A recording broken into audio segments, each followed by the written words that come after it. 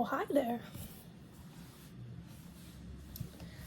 I have been cooking all day because I've been trying to get organized for having to work a lot soon. So I don't think I'll have the time or energy to cook food. So I'm trying to see if I can do meal planning. So I went grocery shopping today and I've been cooking since lunchtime, I think. What time is it now? 3, almost 4 o'clock. So I've been cooking for almost 4 hours.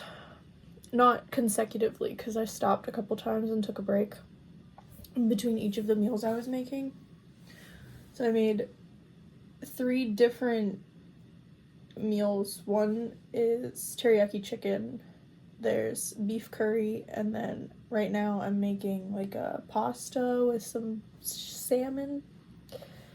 I made some salads, I made some oatmeal for breakfast, and I labeled everything, and now it's just chilling in my fridge. I'm currently boiling some carrots, and I don't know what I'm going to do with them yet, because I had an idea for them originally, and then I didn't use them. I'll probably put them in the salads.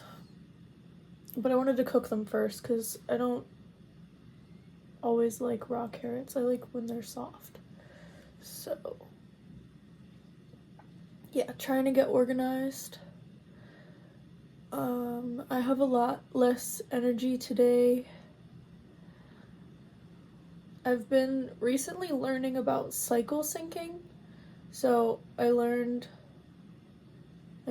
knew that women's internal clock cycle is based on the moon, but I also recently learned that men's internal clock is based on the sun.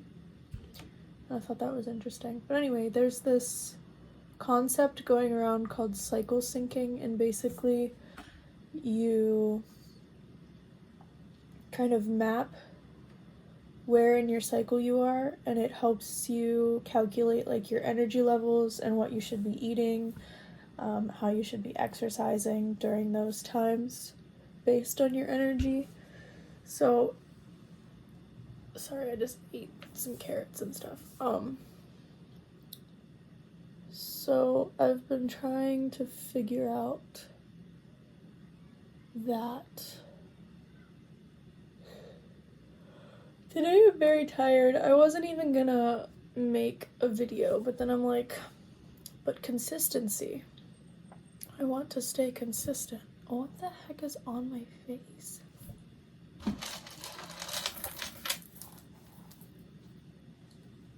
If this is the coffee from this morning,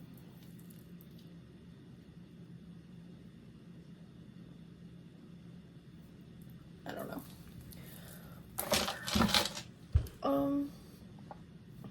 So yeah.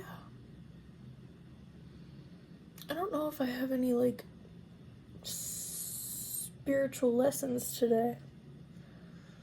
I'm sure if I keep saying nonsensical stuff, then something profound will come out of my mouth at some point.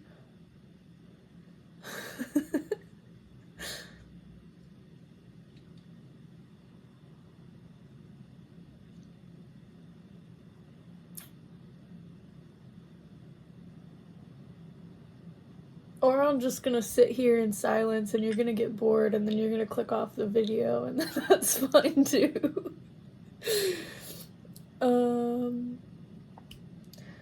Let's see. Can I like read something out of a book?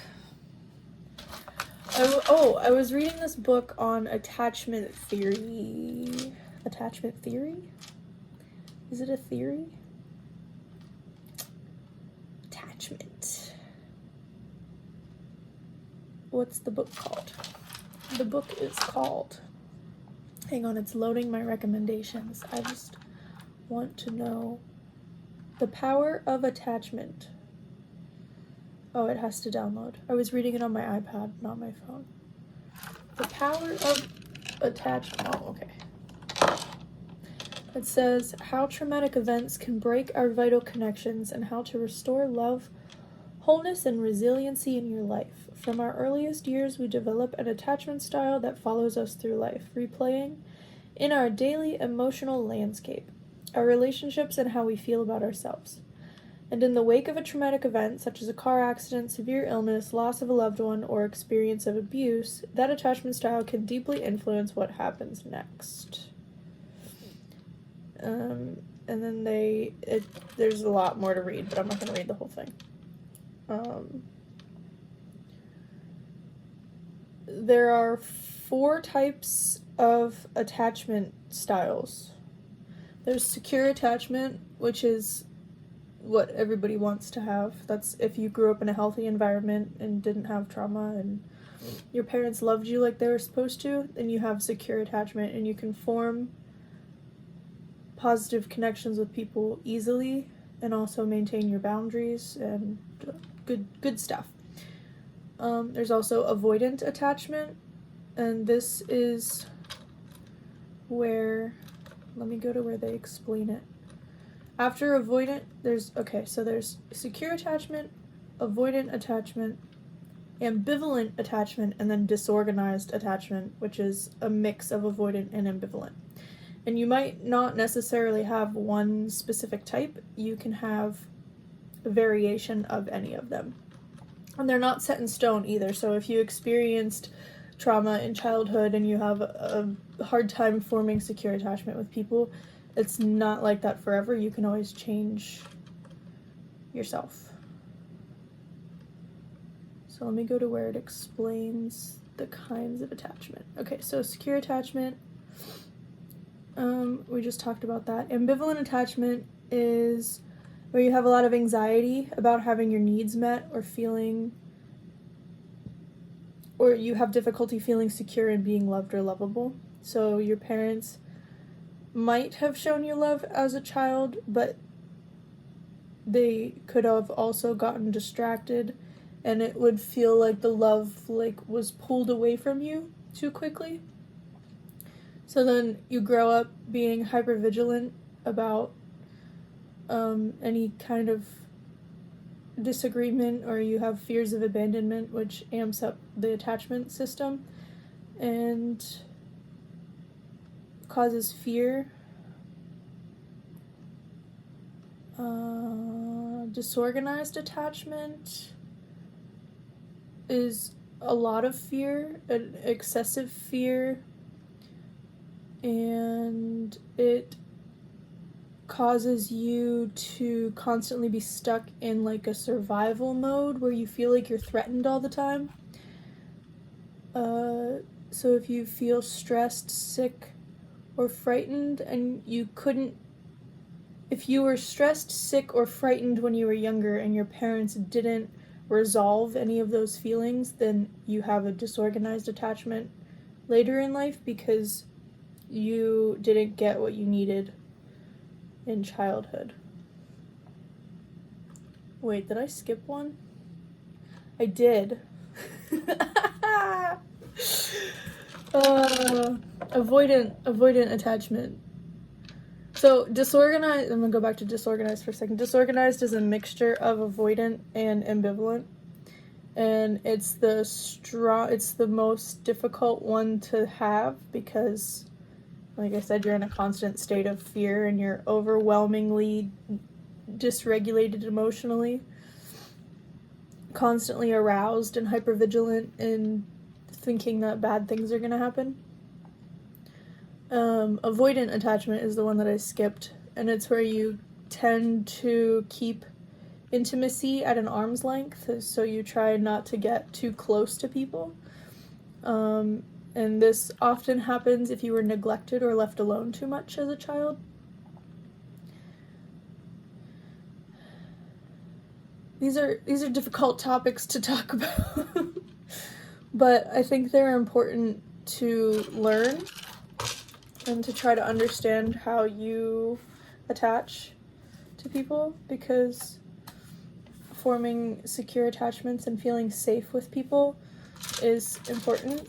There's actually a quote that I highlighted on my iPad, but I don't know if I can get it on here now because I don't think it's synced. But it said, that's contingency. It said, being by yourself and healing. Wait, can I find it? I can't find it right now, but basically it was like, it's one thing to be secure being by yourself and being able to regulate yourself when you're on your own, but it's another thing, feeling safe with yourself, but it's another thing to feel safe with other people. And it hit a nerve in me because I'm like, that's exactly, I didn't realize that that's what I've been trying to heal this whole time. Like, I'm fine when I'm by myself, but when I'm with other people, I have this fear. And I think it's just because I'm afraid to be attached. So I tend to, there's like this uneasiness.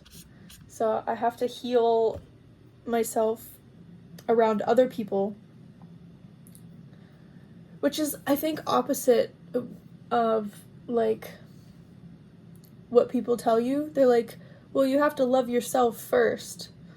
But for me, like, I love myself, so I have to learn how to love other people. Because if you don't love other people, then you're just always going to be by yourself. And you're never going to get what you need. Kind of thing. I don't know.